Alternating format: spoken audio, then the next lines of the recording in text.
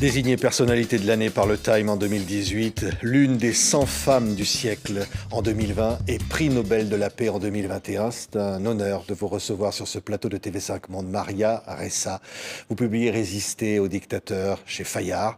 Et vous, la journaliste, vous qui avez fondé ce premier site d'information aux Philippines, vous qui vous battez pour la liberté d'expression dans le monde, vous qui avez fait ce combat au péril de votre vie, vous dites aujourd'hui, il y a des dictateurs, il faut résister. C'est ça le message. Oui, je dirais qu'il faut tenir bon. Ce n'est pas une bataille active. En tout cas, au début, c'est ce que je croyais, mais finalement, comme journaliste, je dois faire simplement mon travail. C'est simplement devenu beaucoup plus difficile qu'autrefois. On doit faire beaucoup de sacrifices pour faire notre travail. Oui, vous dites en sous-titre de ce livre, jusqu'où seriez-vous prêt à sacrifier les choses essentielles pour votre liberté ? Et c'est précisément la question que je pose à tout le monde. Tous ceux qui vont lire le livre doivent y réfléchir. On est arrivé à ce stade. Ce n'est plus notre combat. Ce n'est pas seulement la liberté de la presse, ce sont les journalistes qui doivent tenir pour responsables ceux qui ont le pouvoir. Ce n'est pas simplement le combat traditionnel de la Russie contre l'Ukraine. Il s'agit ici maintenant d'un combat personnel pour les faits, pour les valeurs et une bataille individuelle pour l'intégrité. Et c'est pourquoi je pense que toutes les personnes qui lisent ce livre vont s'interroger. Pourquoi ceci leur parle? Pourquoi c'est important?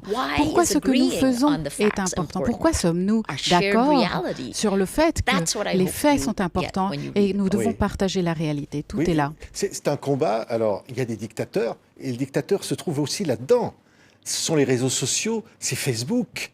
Et finalement, c'est ça la grande menace. Je vous cite encore, Maria Ressa, vous dites « Une bombe atomique a explosé sur notre système d'information ».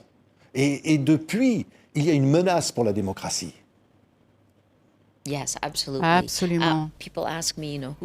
Et on me pose la question, de qui parle-t-on quand on dit des dictateurs? Oui, bien sûr, il y a des chefs d'État et nous sommes en train d'élire des personnalités démocratiquement. Mais le dictateur a beaucoup de pouvoir dans le monde. Il y a toutes sortes de dictateurs. Facebook avec Mark Zuckerberg, les grandes sociétés de médias sociaux, les technologies qui sont en train de nous manipuler avec leurs données. Oui, là, tout ça, ce sont des systèmes qui aujourd'hui mettent en péril la démocratie. C'est-à-dire, on voit des officines privées qui sont capables de décider, d'influencer des élections. Oui, parce que finalement, l'objectif de ces entreprises, c'est qu'on continue de consulter leurs plateformes. C'est comme ça qu'ils gagnent de l'argent. Comment est-ce qu'ils font pour qu'on continue à visiter leur site? Ils changent la façon dont on réfléchit en manipulant nos émotions. Et à partir du moment où on réfléchit différemment, on agit différemment. Et on l'a vu dans beaucoup de pays du monde. Et je l'ai dit sans cesse depuis 2016. Maintenant, on voit que les mensonges vont plus vite que la vérité sur les plateformes des médias sociaux. Si on n'a pas de fait, on n'a pas de vérité. Si on n'a pas de vérité, on ne peut pas avoir de confiance. Et donc, on ne partage pas une réalité. On ne peut donc pas avoir de démocratie. Oui, il y a un procès aux États-Unis en ce moment, très important, où des victimes de terrorisme mettent en accusation les réseaux sociaux qui ont relayé des appels au meurtre et qui, aujourd'hui, pourraient être finalement jugés complices ou responsables. Est-ce que c'est souhaitable que ce procès dise « oui, les réseaux sociaux, oui, les grands médias sociaux sont responsables » ?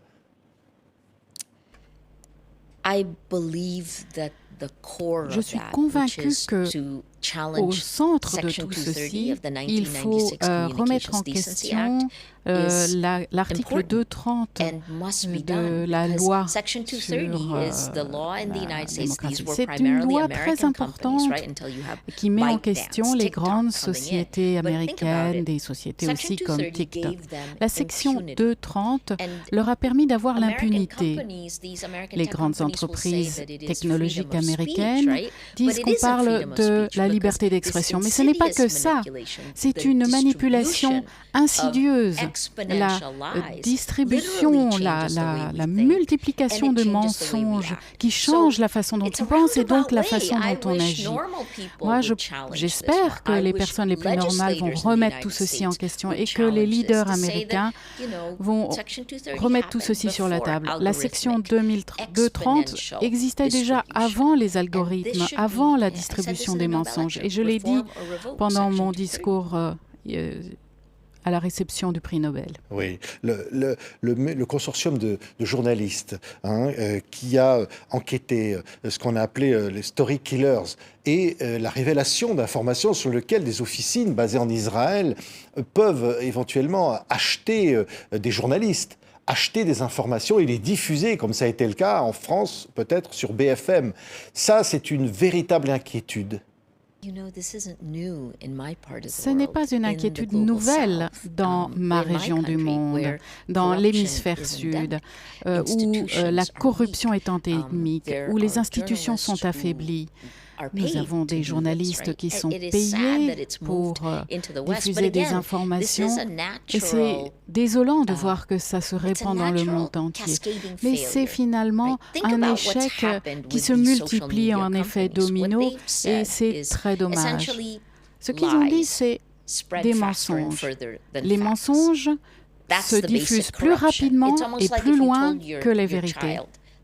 C'est comme si vous disiez un mensonge, je vous paye, mentez tout le temps et vous continuerez d'être récompensé.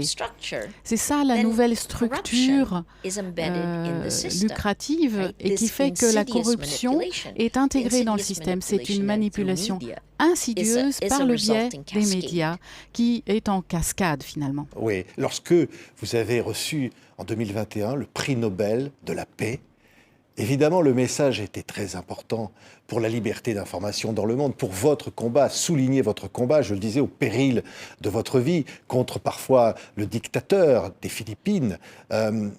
On a tout fait pour vous faire taire. Vous avez dû porter un gilet pare-balles, vous avez été menacé de mort. On a tout fait pour vous faire taire. Il y a un véritable enjeu mondial aujourd'hui qui se joue à travers votre combat. Tout à fait. Et ça nous a rappelé qu'il faut faire ce qui est bien, et c'est ça qu'il faut faire. On a reconnu que les journalistes dans le monde entier font des sacrifices énormes pour ne serait-ce que garder leur poste, continuer à faire leur travail. Regardez, le comité Nobel de Norvège a été donné en 2020 aux journalistes. En 2022, ils ont donné le prix Nobel de la paix à la société civile. Les journalistes ne peuvent pas travailler seuls. Il nous faut la société civile. Il nous faut qu'elle soit parfaitement engagée dans toutes les élections. C'est un combat qui peut être gagné par la société civile face aux fake news, face à la multiplication finalement de manipulations dans le monde et la guerre qui peut être engendrée par ces manipulations. On le voit peut-être aujourd'hui, vous le disiez, la guerre entre la Russie et l'Ukraine, où l'Ukraine est attaquée par la Russie. Vous dites, au fond, c'est un combat qui peut être gagné. Nous devons gagner. Et ça fait partie des raisons qui m'ont incité à écrire ce livre. Il faut qu'on arrête l'impunité. Il faut encourager cette action avec des valeurs, les unes par-dessus les autres. On va tracer une ligne entre le bien et le mal et essayer d'éviter les compromis. Je crois que le ministre des Affaires étrangères de Lettonie a dit qu'il faut un engagement constructif en Asie du Sud-Est, réunir les pays qui sont autoritaires, ça ne marche pas. Il faut engager les personnes autour des valeurs, c'est ça qui marche. Oui, vous avez été journaliste pour CNN, en Asie, à Jakarta, dans des grandes capitales, longtemps. Vous vous doutiez qu'à un moment donné, il y allait y avoir quelque chose, et il y a eu évidemment 2001, et qui allait changer la donne, et où, à un moment donné, il y a une menace sourde. Vous aviez, je disais, parlé de sorte de bombe atomique, qui, à un moment donné, faisait que vous ne pouviez plus travailler normalement.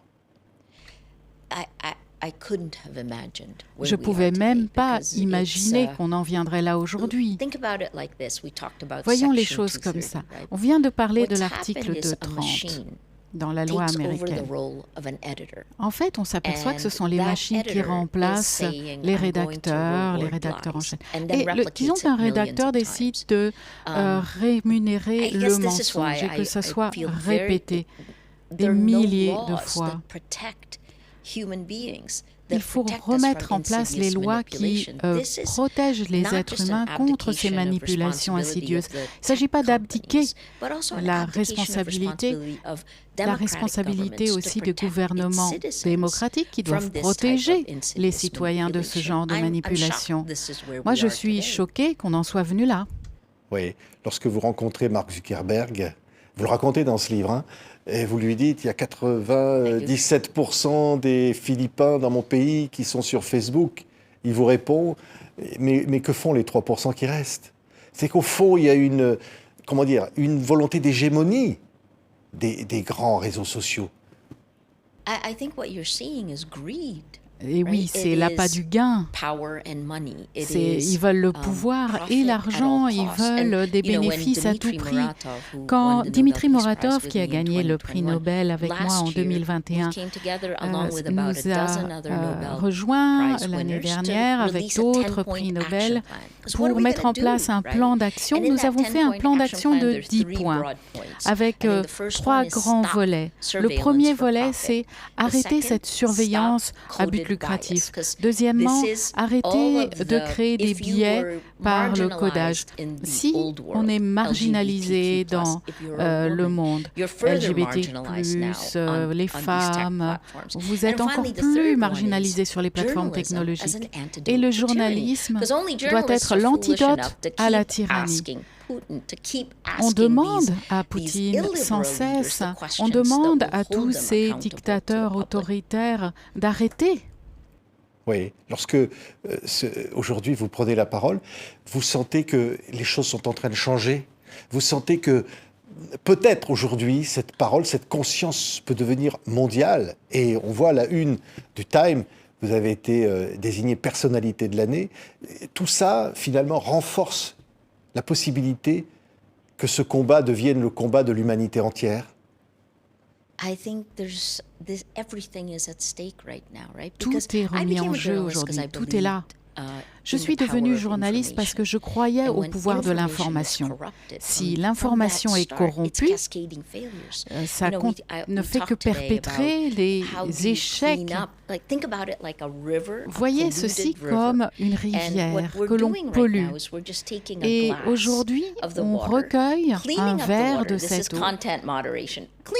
On va essayer de la nettoyer, de laver cette eau, et ensuite, qu'est-ce qu'on fait? On la rejette dans la rivière. La rivière est toujours polluée. Donc, il faudrait arrêter et remonter en amont pour arrêter la pollution.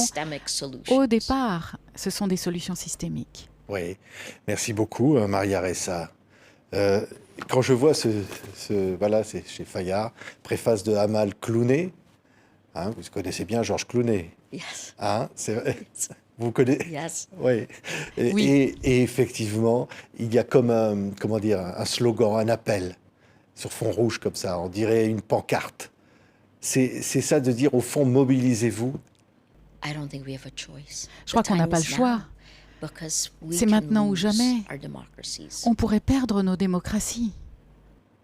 Merci. Maria Ressa, prix Nobel de la paix 2021, était notre invitée exceptionnelle aujourd'hui sur TV50 pour la sortie de Résister aux dictateurs, publié chez Fayard, ce livre absolument remarquable et très important. Merci beaucoup, Maria Ressa, d'avoir été notre invitée. C'est moi qui vous remercie de m'avoir invitée. So interesting.